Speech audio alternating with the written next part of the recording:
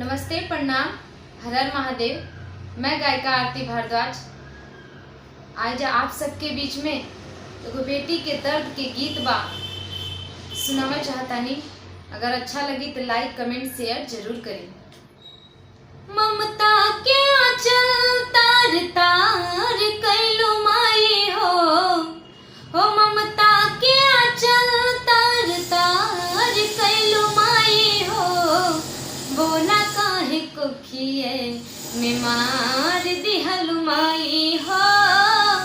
बोला काहे को खिए में मार दिहलु माई हो। ममता के आंचल तार तार कैलो माई हो ममता के आंचल तार तार कैलो माई हो। बोला काहे को खिए में मार दिहलु माई हो। बोला काहे को खिए में मार दिहलु माई हो।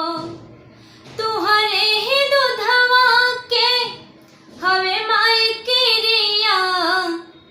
हम जो जन्मती हर लेत तू हर प्रिया हो। हम जो जन्मती हर लेत तू हर प्रिया। तुहरे ही दूधवा के हवे माई की रिया। हम जो जन्मती हर लेत तू हर प्रिया। हम जो जन्मती हर लेत तू हर प्रिया।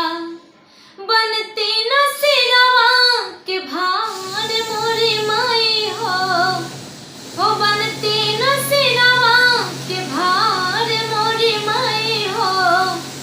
बोला काहे को खिए में मार दिहलु माई हो। बोला काहे को खिए में मार दिहलु माई हो।